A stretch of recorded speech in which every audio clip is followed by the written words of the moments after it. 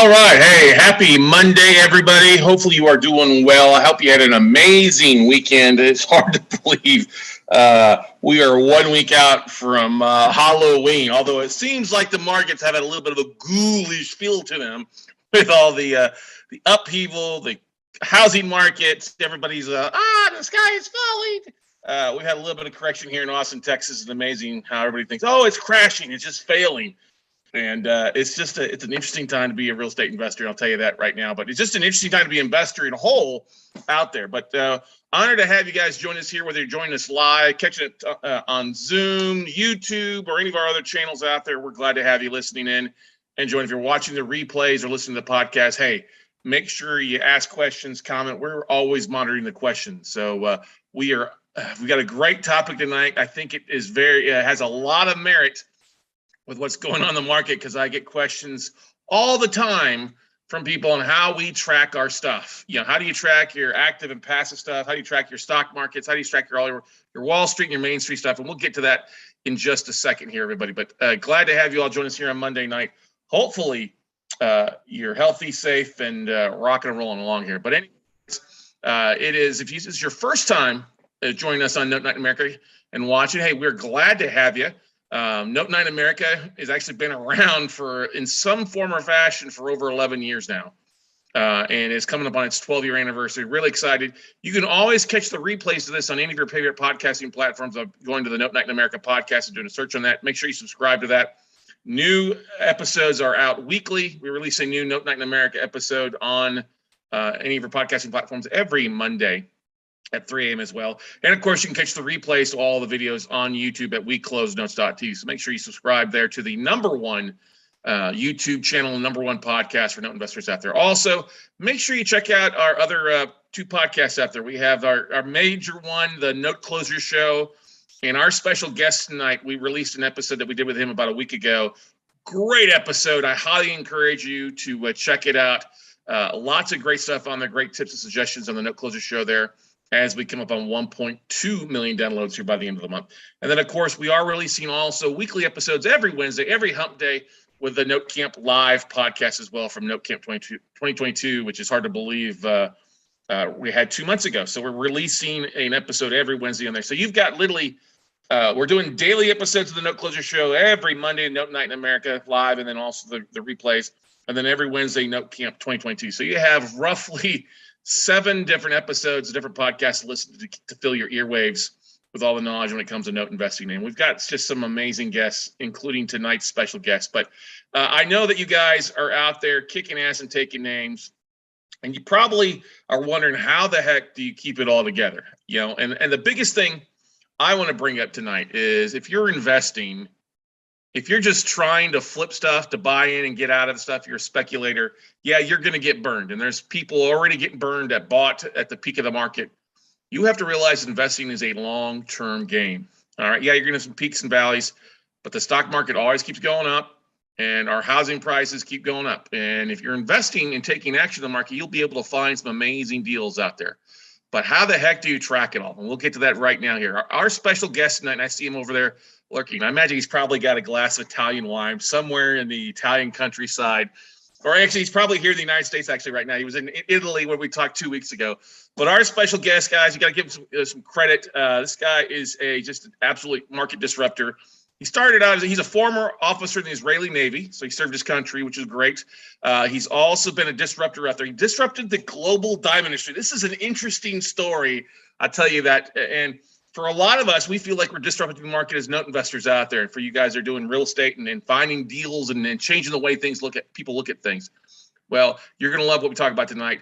He later sold that company, made some money on that stuff, and started investing actively and passively here in the United States, in Ohio, Michigan, a few other places as well. They're actively realize, hey, I like the passive side of things. He's also investing currently passively in several syndications here in the United States.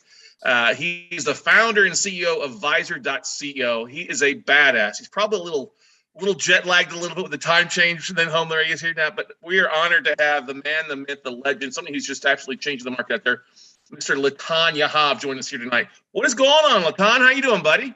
Hey, man, I love your enthusiasm. And yes, I am jet lagged. So I'm in Vegas now at a conference. Flew in yesterday from Israel and flying tonight to Ohio to another event. So yeah, I'm grinding it, as they say in the startup world. Yeah, I was exchanging emails with Danielle earlier, and she's like, "Oh yeah, I'm not going to be on at night. It's 3 o'clock back home in Israel." And I'm like, "Okay, I can understand that." So, what's your favorite thing? Coffee, Red Bull, tea? What's your thing to stay awake?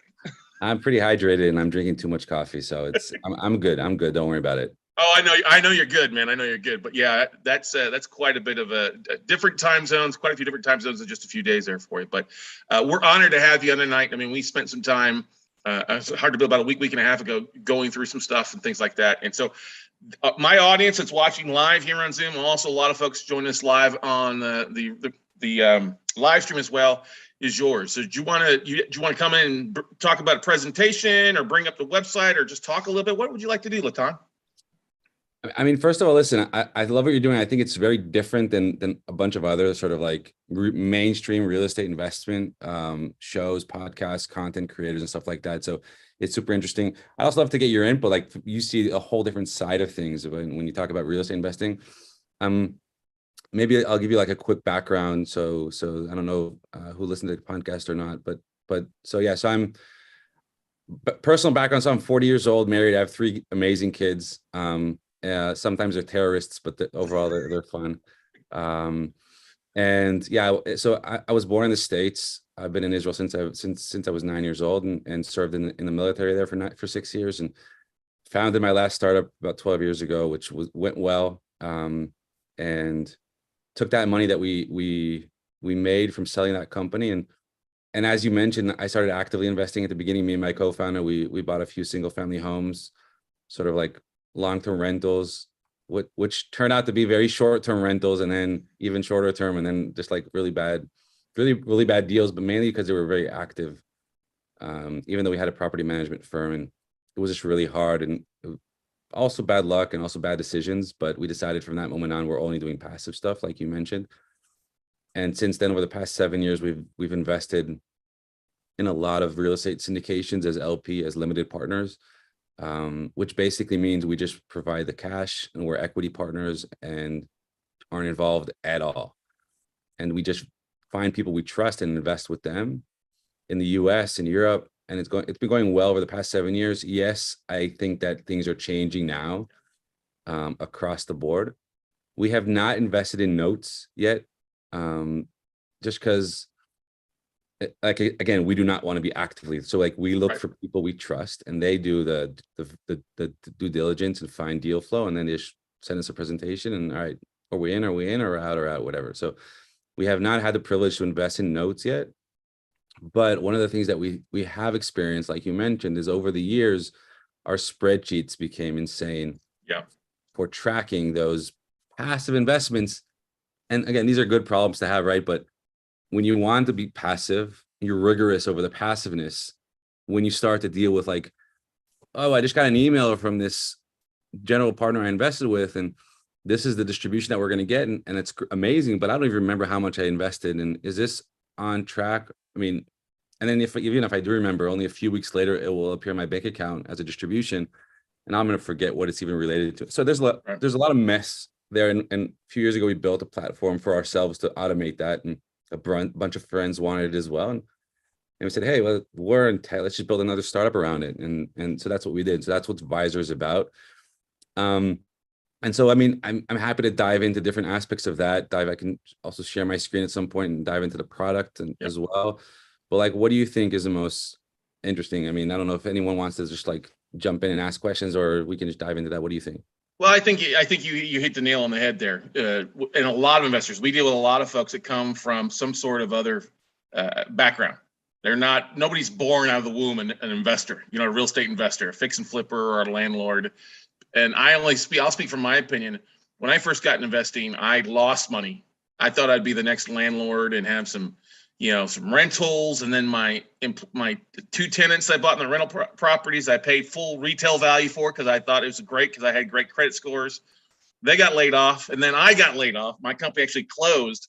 So I empathize with people that are struggling, but you see things a lot going on right now. And I'll share a little bit with us. being so close to a lot of banks and talking with the asset managers at, institutions large and small, we do most of our marketing, Yitan, is outreach. We're reaching out to asset managers. Hey, what do you have in your books? Default rates have been pretty low over the last couple of years with everything. But with everything we've had happen with COVID, the can has got kicked down the road for 2 years of making people have to pay. And I've always said, like, you can't do that. Yes, you'll have some people that would love the 6 month to get back on track. They've been laid off, they get a new job, they're back on track. That's great. We like working with people. But there's going to be a specific portion of people that don't get back on track. They keep taking the free lunch and say, well, President Joe's going to save me. It was years ago, as President Obama was going to save me, whatever what it is. And what's funny is I track is our inbound. When banks and asset managers start to call me and some of my other colleagues in the business asking what we're buying, I take notice of that, because, like, why are you shopping this stuff? And a great thing is, last year, there's a major servicing company out of Florida. I won't mention their name. Millions of dollars. They've been buying debt for years. They started calling me and asked me if I wanted to buy some performing notes. Performing notes have been performing for a couple of years at 80 cents on the dollar. And I'm like, what the hell? What is going on here? I'm like, what aren't you telling me? Now, Florida, most of the stuff was in Florida, which has a little longer foreclosure time frame of 12 to 13 months and can get bogged down. I was like, what are you telling me? Are you seeing it? What are your quants telling you that you need to be getting out of this stuff ahead of time because of the foreclosures and the COVID and stuff like that? And we're seeing that now. A lot of folks are saying, oh, there's not going to be this huge wave of foreclosures. And I would agree to that here in the United States. We're seeing distressed stuff. And even though they announced that distressed was at a lower rate than it's been in 20 years, people can't afford the other things to live on. Gas is expensive, cost of goods, food, other things is going through the roof, inflation. So it's hitting them in other ways. And at some point, people we're already seeing are going to be making that decision. Well, do I pay to put food on the table, or do I pay my mortgage? Well, I can't survive on paying my mortgage, but I got to survive to feed my kids, to put gas in my car. And we're seeing that in waves. There's a thing that we track called the Bauer Financial List, which is a third-party banking company that tracks all the FDIC quarterly reports that banks are filing. And we have seen, we see how much in default that each bank has, how much in 30 to 89 days late, which is like the second wave. And I track each bank, that has at least 5 branches or more, and there's almost 1,600 different banking institutions out there. And I look at where they're at branch-wise. And you're seeing bigger defaults starting this tidal wave. Things are happening a little faster here in Texas because it's a faster foreclosure state, in Houston and Dallas, not so much here in Austin, but we've started to see a little bit of tick up. But other areas across the country are definitely starting, that wave of distress is starting to come up in a variety of other things, not only just credit card debt, student loan debt that's not being erased, and other things out there. So I've been excited for 24 months because we see more stuff coming in, and at discounts that we haven't seen in a while. And there's still a little bit of a gap between what the banks want to sell stuff or want to buy it before. But this the first quarter, I'm rolling up my sleeves to buy as much as I can, because we know that there's this tidal wave coming, that these banks do not want to hold this stuff any longer, both residential and commercial. So it's a lot of opportunities out there if you know where to act and you have the availability to take stuff down. So that's a long-winded answer to your short question. No, I love it, because I think that many people don't, like, it's like when you're in this, like, so everyone around me is obviously like in that mode of, hey, a huge opportunity is coming. We need to sit on cash and then start to like gather all these distress stuff.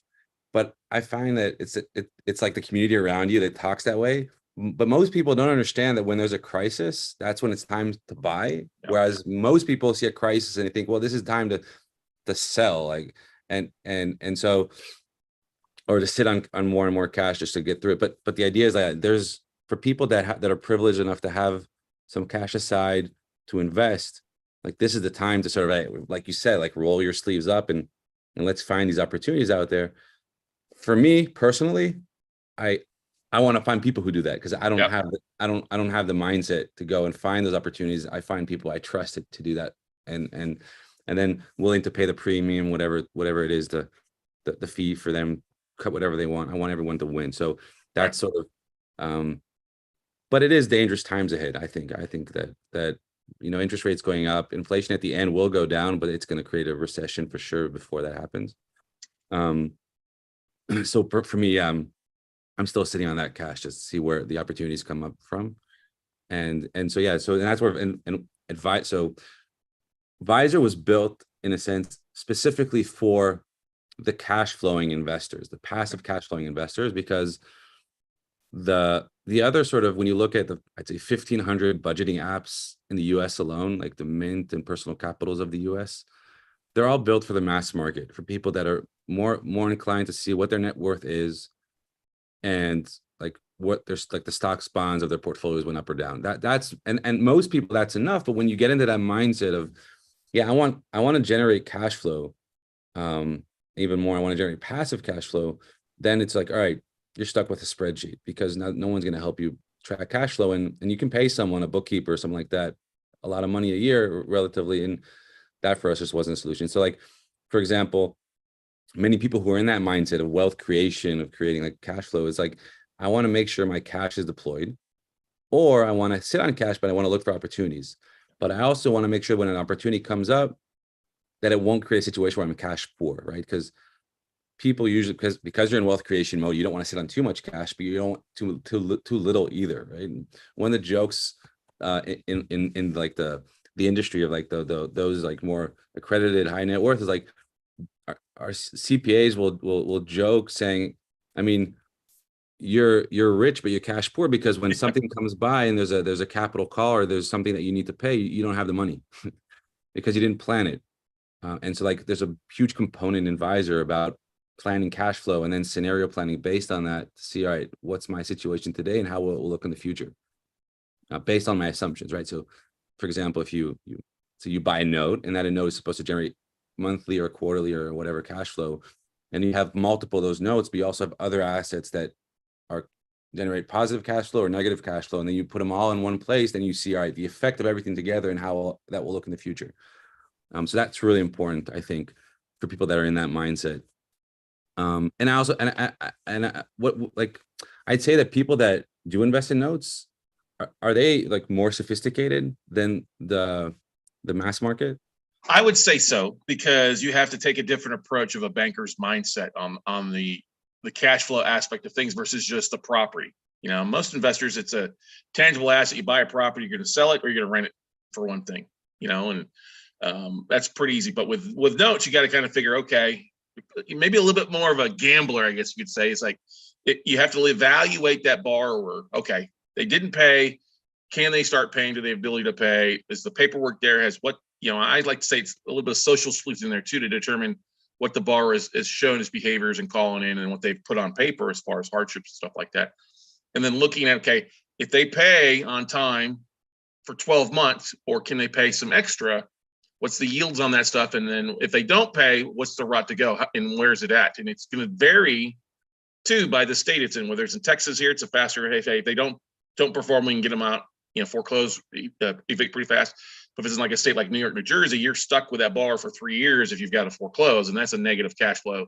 You don't want to be burning cash servicing a note without it, something happens. So each market's a little bit different. But yeah, it's a little more sophisticated, because you don't want to necessarily end up with a property, but the property is the tangible asset that's securing that IOU and that mortgage. So you've got a little bit of a different mindset. You're not, you should, fix and flippers. So, when they come into the note space, they have a harder time because they're often overbidding for assets because they think they're going to take the property back.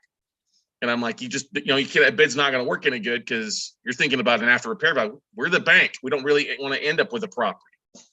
So it's a little bit different mindset of that banking mindset versus the fix and flip or the property owner side. And it always pays to be the bank, because usually besides taxes, the bank always gets paid in either getting paid or taking the property back in some sort of fashion. And do you usually like buy in bulk, or do you buy single notes? I've bought, it's a mixture of both, depending on what the bank has available. I bought anywhere from a one-off note to 330 notes at a time.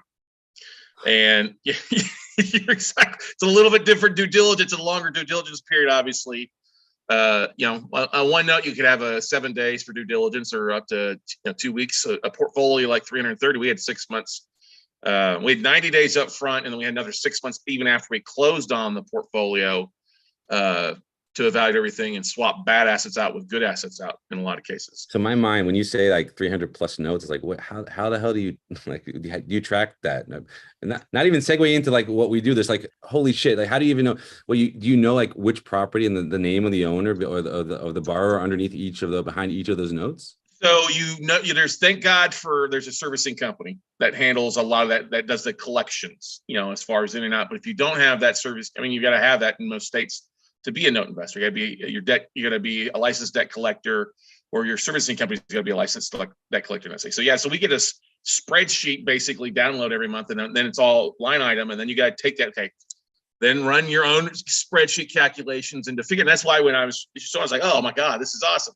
But then plug it in. Okay, out of 300 notes, we had 270 that paid on time this month. Great. We got 67 people we got to reach out to and get them back on track or start the foreclosure process. Then you're putting them off into a different, with attorneys and paying those fees.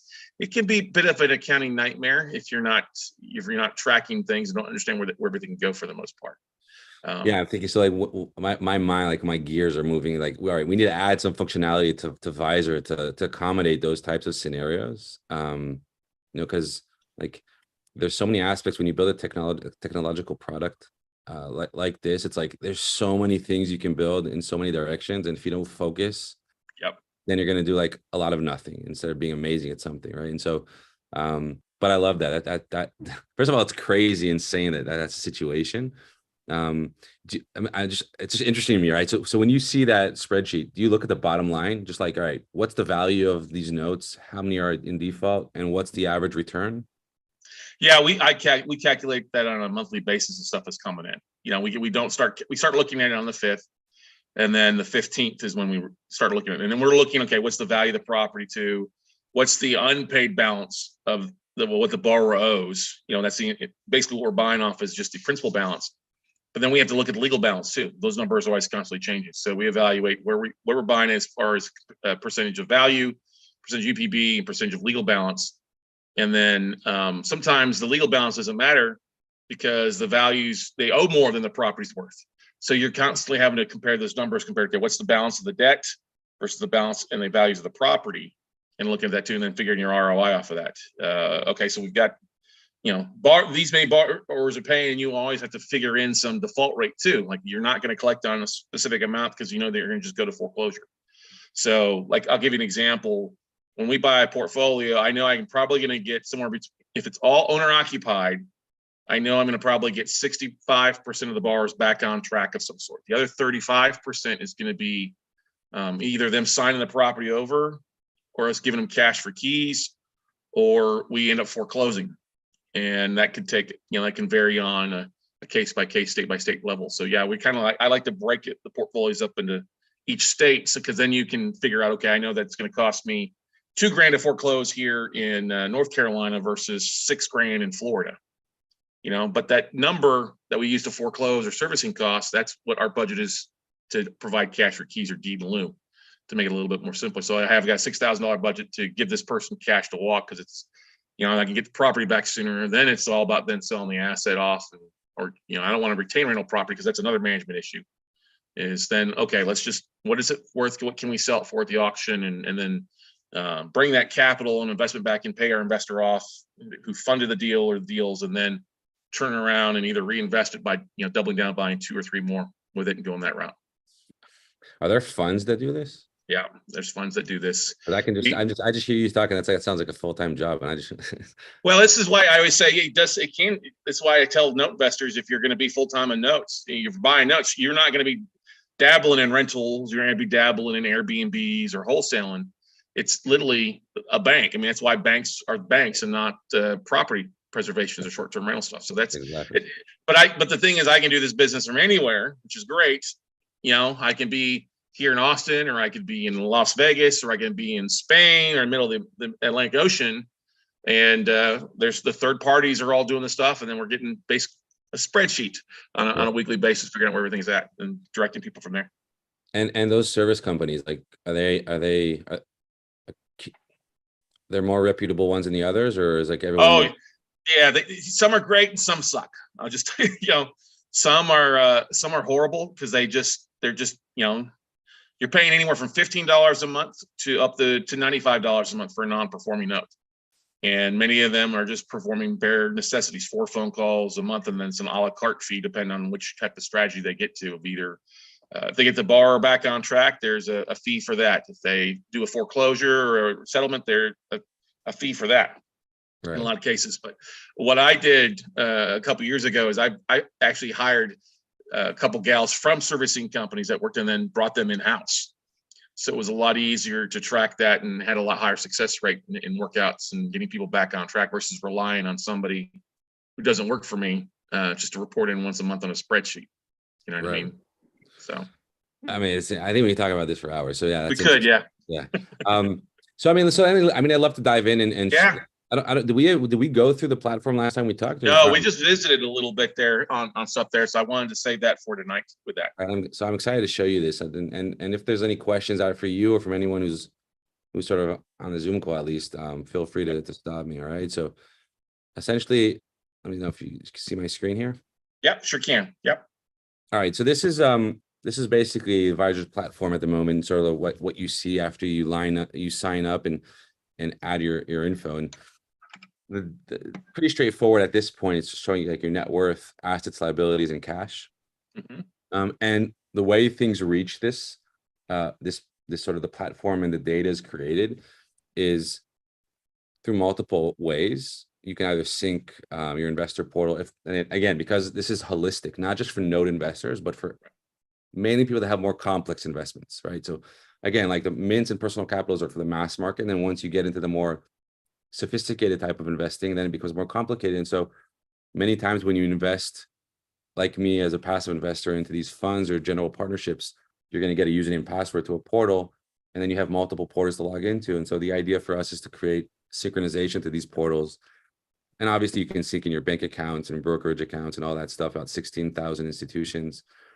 One of the cool things that a lot of our members are using now is this, what we call the magic box, because our approach, and I don't know if everyone knows what a family office is, but a family office in a sense is sort of a term for something that ultra high net worth individuals, like people with 50, 100, $1 billion, will build a team to help manage their wealth. And the idea of having that type of team is that you just throw everything at them and they do everything for you. Not just the act of managing, selling, and trading stocks and bonds, but like they go over all the documents you get from your different investments. They'll log into your account. They'll do everything for you. And the idea here is to create a virtual family office. Right. So the magic box is like one of the portholes into that. So you can throw in any financial document, any note, any Excel spreadsheet, any PDF, any whatever, and then we'll analyze and upload and update it automatically for you. So it's like this white glove service where you don't have to do anything. Or obviously you can just add manual stuff. So like manual stuff, then you can add your real estate investments or your private loans or. See, that's a great thing, because we have a lot of folks out there are owner financing properties or lending money out of their individual retirement accounts out to investors like me and others to fund transactions on a passive aspect too. So that's really good. Right. Yeah. So these are like the more asset type loans, or this is like a note. I mean, a note essentially would probably go into the private loan, or it would go into like a managed fund or something similar. We don't have a category dedicated specifically for notes. It's something we're working on, and probably I'll reach out and we're going to work on it together to get all the specific parameters. Because like if I'll dive into private loan, then there's the borrower, right? Let's say whatever, John Doe, and then whatever loan or note.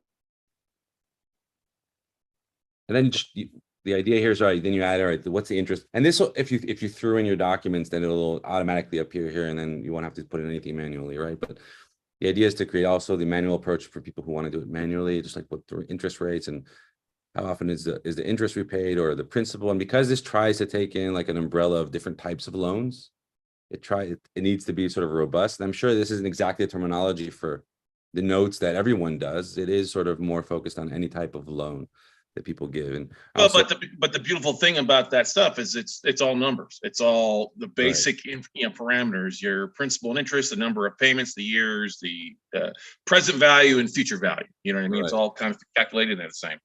Yeah, and so then the idea is that then you see your net worth divided into asset classes and what's the value of each asset class. So in real estate, then you'll see, all right, how much is my allocation into real estate? What's my performance in real estate?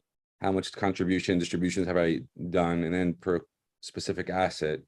Then if I dive into specific asset, and this, for example, is a real estate syndication where you put 200,000 in, and then you see how much I received overall in the past. And my assumptions from this asset are also here in sort of the asset info area, showing me what my expectations in terms of annual cash on cash return, how often distributions, if I have any additional commitments, and just all the attributes for a specific investment. What's my holding entity that I use to invest in this property, so that we can then filter out sort of, all right, show me all my investments through this specific holding entity, or all my investments that I did from a specific date. So depending on the granularity you want to see, you can go really deep dive into it, or you can go really high level. And obviously all my documents will be under one place. Mhm. So this is like on the asset level. And then if you go back up, then there's the class level, and then there's the overview, right? Mhm. And again, there's so many things we're adding into this, which will add more robustness. And I But see you got the liabilities in there too, so people can upload their statements from their, mortgage themselves, and then even their credit card statements, because that'll figure that in there too for them too. Correct? right. I mean, even if you link in your whatever, your bank account or your mortgage lend or your lender, you can link them into Vyzer as well, and then it'll appear here automatically. And then you can define also sort of the interest rates for those loans, and then everything will appear in your cash flow. So the cash flow basically is the area in Vyzer which aggregates everything into one place and shows you, all right, what's your cash position today, what your expected cash events are for October, for example, and what has actually happened or what I proved that happened, and then how it will look moving forward over the next few years. So like what will happen. So here there's a peak in January of 24, and these are all my expectations for cash flow for January of 2024. So that you can plan ahead of time, and then we'll let you know ahead of time when there's a liquidation event coming up, or if there's a big whatever expense coming up because you planned on a balloon payment on a loan or whatever. And so then you have that overview, but then you can add what if scenarios. Right? What happens if I invest 400,000 into a fund? How will that affect my cash flow moving forward? Or my 2021 taxes are coming up, and that'll be 50K because I didn't plan it correctly, whatever. And so everything will appear in one place to make it so much clearer to make decisions, right? And this has been like a game changer for us and all the members that have been using Vyzer, because there's really no way, unless you build a really crazy spreadsheet and and then you forget to update it a month or two, then basically you can throw it out because it doesn't match reality. So that's the cash flow side of things, and then there's a few aspects we're building out into this that are still sort of in our pipeline, and I'll give you guys like a quick peek into one of them. So we show you what you have, but the idea, and this is a prototype, to show you also not just what you have, but what people like you have in Vyzer. Like, so how much money is totally tracked here on Vyzer? At the moment, we have a little more than $1 billion tracked in the platform. Yeah, so hold on, this is stuck. There we go. Damn. And so obviously this is prototype, you see 195 billion, but the idea is to show you how much money is totally tracked on Vyzer, how many people are using it, what their asset allocation looks like over the different asset classes. So like there are 52,000 people that are invested in real estate. Let's dive into that and see where have they invested, in which these specifically are funds or real estate syndications, right? How many people are invested in each of them? And then if I dive into one of them, for example, Ashcroft, which is a reputable real estate syndicator, which specific investments have people done through Ashcroft, right? And then create a whole dialogue that people can communicate between each other anonymously, but based on their actual investments, right? Because one of the biggest problems that we've found in the private markets is a lack of transparency. Yeah. And there's so many alternatives. It's insane. Like 50,000 of these companies, general partners in the US alone, 50,000, each of them like ranging between 10 investors to thousands of investors, right? You know, the Blackstone and KKRs and Apollo being the top notch, and the rest of them. And so there's no real way. I've spoken with endless of these firms, and there's no, like, you'll ask them, right, how do I know that you're legit, that you're good? And they'll say, all right, I can send you our information. I can also connect you with like 5 of our investors. But I mean, how do I even know those 5 investors aren't just friends of yours, or maybe they're legitimate investors, but they were only in good deals. You're not going to connect with the ones in the bad deals. And so this is that place sort of to share that information anonymously. And the cool thing is we've had some of these general partners approach us and say, listen, I love this. I want all of my investors to use Vyzer so that when you launch this benchmarking side, we're going to already have a track record. Mm-hmm. Right? Because that's mind blowing for them, because they have no way to show people without them saying something, because you don't really trust them if you don't know them. That's the social proof that everybody's looking for. That's the testimonials. That's the Yelp likes. You know what I mean? That's in a basic aspect where everybody can come together and do it anonymously too. But it adds that credibility to the investment and or the company. Exactly. And it's also not just people like rambling on about their investments. Like, yeah, you'll probably sit with a group of friends for drinks, right? And there's that one friend that said, yeah, I just did an amazing deal and I made 55% IRR and blah, blah, blah, blah, blah. All right, cool. And it might be true, but let's see the numbers. Like, I want to see the actual cash in your bank account and the documents that sort of justify that. And that's where we come in, because the information here is based on people's actual investments. Not what they said they did, but what they actually did based on transactions, based on documents, right? And obviously, from a privacy standpoint, this is only if people opt into it. Like, people can opt out, and then none of this information will be shared, and they won't have access to it either. But like and this might sound like a cliche, right? But for us, it's like we're all military background people. Like, for us, security and privacy is above everything. Right. But we pay hackers to try and hack us, just to make sure that we can sleep well at night, knowing that everything's secure. So like, that aspect of privacy is super important as well. We've actually heard that more people want to share the information as opposed to those that want to sort of keep the cards in their chest. So I mean, this is going to be amazing. We hope to get this out in a month or two. And obviously there's we want to add insurance and taxes and different asset classes and create all more functionality with the platform. And we want to generate your balance sheet and your personal financial statement, because a lot of these people go and they take loans to buy properties, right? And you need to generate a personal financial statement for that, usually, because many of these people don't even have W-2 incomes. And so the idea is to have the ability to export the information from here, either directly as a document report or as a spreadsheet, so you can send to people, and giving access to your CPA to log in and see your information, so that you don't have to, there's no ping pong. They just log in and see it, or your financial advisor if they want to. Because again, we're not trying to replace the tactical personas in the investment world, right? Because there are going to be people that do that great. Like, a financial advisor will probably manage my public portfolio better than I'll do it on my own, for sure. And we don't want to do that in the platform, because we don't want any conflict of interest. I don't want to try and convince people to trade here. I don't want to try and convince people to do anything. And that's also why the business model of this is really simple and straightforward. It's a subscription model. It's $1,000 a year, or $100 a month. And like, we have this like there's a 30-day trial period and 90 days money back here. Like, I don't want anyone to use Vyzer if they don't get value from it. And people that are using is like, wow, this is so cheap. And I know that sounds like a marketing aspect, but it's like not. We wanted it to feel super cheap because we wanted to bring a ton of value, because the more people that use it, the more value they'll receive because of the benchmarking side of it. And obviously we need money to maintain the product, right? We've raised about 6.5 million in venture capital, which gives us enough runway, but we want to be self-sustainable and profitable, so we can keep building this and bring a ton of value to people. So that's a quick overview of the platform, and what we're building and the value proposition.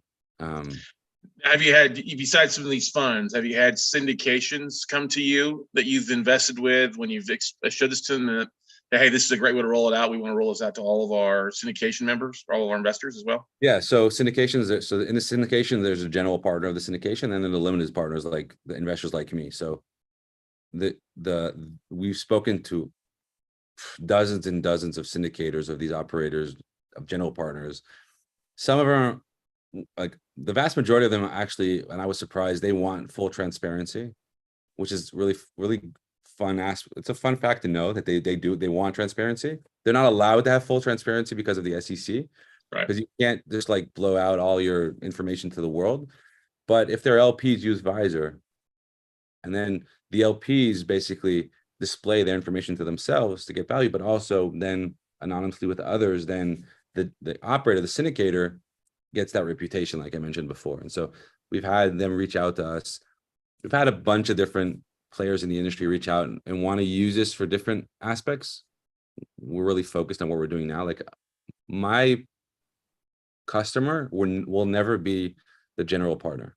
It will never be the syndicator, because I don't want them to pay for this, because then I'm gonna have a conflict of interest, because I'm essentially gonna rank them, right? And I don't want a syndicator who has a bad ranking to come out to me and he says, "Oh, listen, I'm paying you money, get rid of my ranking," because I don't want a conflict of interest. I hope that makes sense. But oh yeah, totally does. Totally does make sense. But it's a great way, though, like you said, if they've got their LPs on there, for them to have transparency as much as they can on the deal and the communication and stuff like that. That's phenomenal. yeah, I was blown away when they offered, like when some of these GPs sort of saw this and reached out and said, "Listen, I want all my LPs to use Vyzer because of that, because I want to have a track record. I trust that it's a good track record. And I want it to be publicly viewed here." So. Well, but it's also, most of those LPs aren't just invested in one thing; they're invested in a variety of other different investments as well too. And it's a great way to keep it all friendly 100%. And under the thumb. 100%. Yeah. Yeah. I mean, that's the objective here, right? So people will share their, not just that information, but everything. They'll track everything. It might start from one, but then they'll get the value from one, and then they'll add hopefully more, so they get full visibility of what they have, and then it'll expand on that. It's what we call a network effect in the startup world. Like the more value they get from putting information, the more value they want to contribute to it, and the more people will need to use it, and then sort of like this flywheel that hopefully will create a ton of value for a lot of people. Yeah, that's really cool. Well, and the price, look, we as note investors, I'll tell you that I'm paying $90 a month to manage just one non-performing note from a servicing company. Your costs are way cheap, and the value to it exceeds way what you're charging for it, Latam, there for you. So I'm just giving you a little bit of perspective on that for folks. I'm like, oh great, yeah, that's awesome. I can put everything in one spot. I can put my stuff in on the loans on there and track that stuff. I mean, I see like we could apply this to the industry right now in a lot of cases there for you, value that stuff. Yeah. So what do you do today, like with all the notes and the 300 plus and all the other like stuff? It's a report from four different servicing companies with a spreadsheet, and basically calculating it all together on a portfolio by portfolio basis at the end of the month. Really, we evaluate, and then we run our numbers quarterly to see where everything's at. We have a bit of an idea what we're doing monthly on it, but we do it quarterly because people will oftentimes get caught up. They'll pay a month or 2 months at a time sometimes, and so that's why we go on a quarterly basis. And then that's what our payouts are quarterly to our investors. Do you manage that as a business, or is it on a personal level? Like, do you get that overview of your net worth, including those notes, or is it just like, all right, all my notes are in one side of, and then there's a different document that I use to manage my personal net worth? Yeah, it's two separate things. Keep it two separate things, because if I have my stuff in one, it's stuff that I own, stuff that I'm partnering on with investors, and then other real estate that I own separately is a different bundle, and then I have to evaluate it individually, like most people are doing. But this is something I'm going to start using. So when you partner with investors, do you guys you buy a chunk or a bulk of notes together, and then each investor pitches in a different amount of money? We do a syndication. Either do a syndication on a portfolio. We're in the process of working on getting a Reg A approved right now. Cool. So we're going through all that SEC stuff, which is actually pretty close. I think there's a couple things we could be doing, but I'm really excited to get that approved with the SEC, and that'll take it to a whole different level. Totally. And we've been working on that for 6 months now. So, but I've got such a good brand, and we had to do such a great job marketing. I don't think it'll be difficult for us to raise capital.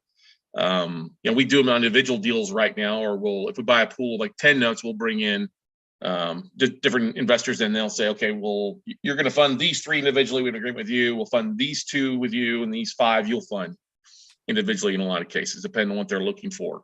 And we're setting deals to be 24 to 36 months, because that'll give us time to get the bar back on track and have them turn into a paying note for 12 to 18 months. And then we determine after that payment history, okay, if we bought it at 50 cents on the dollar now we could sell it to Wall Street at 80, 90 cents, or if we buy it in a state that takes a little bit longer to foreclose, and then they file bankruptcy. That gives us enough time to go through that and still being realistic expectations. Under promise and over deliver is what we like to do. You know That's the best way to do it, right? Be conservative. Exactly. What type of what type of IRR do you guys expect from those type of deals? Well, if it's a performing, an occupied portfolio, we're looking to see at least a 25%, and we're expecting to give half of that to our investors. The other half we're retaining. If it's going to be vacant assets, because we'll end up buying some vacant stuff and foreclosing, that's closer to probably a 15 to 20% yield, because there's more capital cost expenditures in that with the rehab and the foreclosure costs for the most part. Got it. And you're first lien on all of them, right? Only buying first liens. That's all I buy. The only thing that can wipe us out is God and taxes, and insurance covers half of that most of the time. I love it. Unless you're in Florida right now, and you can't get if you're buying new stuff in Florida, nobody's insuring right now. So right. We had the same thing happen in Houston a few years back. So, but that's the thing. We try to set our numbers conservatively on that. I've gotten in trouble in the past. It's always gonna be a 12-month deal, and it actually took 24 months. So we've changed and learned from this. Is like COVID. Nobody expected not to be able to foreclose for 2 years, and so that was a lot of explaining, and people were very understandable when you communicate to your investors what's going on. Most people are they understand that as long as you've got a solution. That's what people want to hear more so than anything else is, okay, shit's going to happen. How are you going to fix it? Right. Yeah. From a syndication perspective, at least as an LP, it's like one of the most important aspects, obviously, is who you invest with. Right. And as long as you find people that you can trust that will not screw you over when shit hits the fan, that's what's most important. Because if the market crashes, if things happen, and it's all right, as long as, like you said, there's communication and it's all like fully transparent, then I mean, again, shit happens, but like, it's so important who you invest with. Well, that's the thing, is under promising. If you see somebody's way over promising, there's some folks out there. Well, let's just talk. What is it? BlackRock had 2 real estate funds that crashed, and they just rolled them into something else without any type of transparency just recently. Was it $500 million or something like that between the 2 funds, that because they overpaid for real estate? I mean, hell, half of the was it 40% or more of the S&P 500 are zombie companies. They're burning more cash than they're making. I mean, it's sometimes it's a bit easier just to have a barbecue pit and dump your wallet in there and light it on fire. Yeah, right. Is there we got a question here? Is there a level that you're looking for, a specific investor size, accredited, sophisticated? Because this guy says I'm not a accredited investor, but I've got a bunch of real estate that I'm looking for help on tracking. So, I mean, the segment that we're sort of looking to serve is not, it's a little ambiguous. I mean, at the end of the day, people with complex portfolio, when you have to segmentize them, it's like people that are accredited that usually have a net worth between 1 to 20 million, right? That's usually, but that doesn't mean that they have complex, for sure, right? You can have $15 million in investable assets or net worth, and just have a simple portfolio, and it's like the stock, like public markets, and a house and a car and a boat, and that's not complex. Or you can have less, and you can have $500,000 or a few hundred thousands, and be scattered around a bunch of different properties, and have a complex portfolio. So, I mean, at the end of the day, if it's a complex portfolio, then we can bring value. If it's not complex, then we probably won't. Right. Exactly. People are asking, how do I get signed up? Well, it's really easy. The website is Vyzer. It's VYWE. Well, sorry, I misspelled it. VYZER. .co, not .com, everybody. And then if you put in the code WCN, that's a 10% discount off of the sign up for you. So Vyzer.co/WCN for you guys to take advantage of. And then you've got a trial period there for you, for folks to test it out and play around with it as well for you out there. Yeah, when you sign up, there's a short questionnaire just to sort of make sure it gets set up for you, and then there's this demo account, so you can play around with it without any credit card or anything like that. So you sign in, you sign up, play around with it. Once you decide you want to start using your own information, then that sort of, there's a credit card, then 30-day trial starts. Yeah, so someone here just wrote something here as well. Oh, there, it's you. I just put the link in there, Right. and I'm just making sure it's in there. I'm trying to do it on YouTube here as well for everybody there, so they've got the right code. I see a hand. Linda, did you raise your hand? Linda was mentioned. Linda's got her hand raised. Did you have a question you want to type in the chat roll there, Linda, for Latan? Brian, Jill, John, RJ. And there's some nope. Okay, she just raised her hand. Okay, good stuff there. This is I could see when you showed the account, there's a whole variety of different investments on there, syndications and funds and real estate. You even had a little small part down there for the crypto aspect of things. You've really got every asset class in there, and you may not say you may not have the notes, but you've got the stuff in there based on what you showed. It's easy enough to fill in for that stuff there. So you've done a really great job. How long have you guys been working on this, Latan? Yeah, so we founded the company about a little more than a year and a half ago, almost 2 years actually. And we launched a beta version of this the beginning of the year. Yeah. And went live a month ago. And it's been going, I mean, it's listen, building a software product, a consumer software product, this complex is hard, but I mean, the feedback we're getting from the market has been amazing, and so that's really pushing us forward with this, and things are going well. So I mean, so we've been working on this for a while. We have an amazing team of engineers, designers, product people, marketing, just like really amazing team. Most of us are based in Israel. We have some people in the US, and so yeah, so working hard.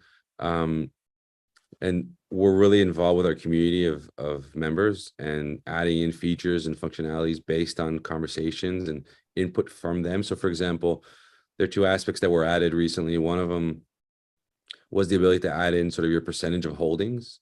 So like you mentioned, that you're a group of people that don't want to put a minimum. So many times like these syndications have a minimum of like $50,000 or $100,000. You don't want to put the whole thing in. So you get a group of friends or people together, and each chips in, I don't know, 20,000. So you're 5 people and you put 20,000, but you're a group. And then how do you track that? So that we added the ability to add in percentage, like creating an entity and then the group and how much percentage you are within that. And that really helps track it. We added the whole filter aspect is also something we added, so people can generate those reports based on filters, like show me everything. So we're always talking with our community and adding more functionality based on that. And there's a long roadmap and a lot of stuff that we're adding down the road. Love that feature, because that's a great feature. People are using their self-directed IRAs. They use a little bit from their traditional, may use some from the solo 401k. They may partner with their, wife's IRA, stuff like that too, to be able to track that stuff. That's really great that you've integrated that feature in there. It's awesome. Yeah. What event are you in Las Vegas right now? So it's called Money 2020. It's the largest sort of fintech, like financial technology event. So a bunch of banks here and a lot of investors, and it's mind-boggling. There's so many people here. Like the event hall here is like 2 football fields. It's like it's like crazy. Where are you at? Where is it? Caesar's Palace or where? No, the Venetian. Oh, the Venetian. Okay, nice. Yeah. Yeah, so it's pretty massive. And so yeah. It's going well though. Me and my co-founder are out here, meeting really interesting people. The beginning of this month, me and Danielle were at Bigger Pockets, which was also pretty amazing. And so yeah, so we've been starting to go to these events to interact both with customers and with other players in our industry, to see how we can provide as much value as possible. Like we want to maybe collaborate even with some startups that provide tax planning. Yeah. Because that's a whole world on its own. Like once you open the tax aspect of it, it's like a Pandora's box. And also there's a lot of liability. So we want to make sure that we're doing that really, really well. And so we're going to probably partner with someone on that to bring that value to the table. Down the road, we're thinking about adding some more functionality. And this is like, I don't know, a year or two, but like once people use it and all their information is in it, why don't we also provide liquidity? Like if someone has a position in a private position, a private company in a syndication, they want to liquidate that position for a discount, right? Like a note or whatever, not a note, but I have a 50K position in this syndication. I want to sell it for 45 because I need the cash. And then maybe someone else on the platform wants to buy it from you. Then we can maybe facilitate that. And that would be a ton of value. Or if someone wants to create their own joint venture and invest together like AngelList does, but in any time. So there's a bunch of things we want to add and bring a lot of value to down the road. Some of it will be in-house. Some of it will be with like partnerships. Awesome. Well, I'll be sending you and Daniel a few more names to reach out to, some folks in the industry and other things like that I think would add value, that you could add value to there, what you're doing. But the website, guys, is Vyzer.co. That's Vyzer.co. Check it out. Play around with it. It was a amazing tool. I've been blown away with it and looking forward to it, to using it more as well with what we're doing out there. But Yitan, man, thanks so much for coming on Note Night in America here. You got to get you some sleep, get you some coffee, so you're ready to rock and roll, brother. All righty? All right. This is amazing. Thank you so much. Keep on the amazing work, man. Hey, thanks. You too, man. We'll be in touch shortly on some things. All righty? All right. Great. All right, guys. Take advantage of it. Vyzer.co/WC and get your 10% discount and get signed up and start playing with the day. So go out, take some action. You control. If you control your money, you control your future. So take advantage of it. The best way to know is to know. Put it all together. So I don't know. I don't know. You need to know to where the opportunities are and know what you have so you can act when opportunities present themselves. So go out, take some action, everybody, and we'll see you all at the top, everybody. Bye. Thanks, Yitan. Appreciate it, buddy.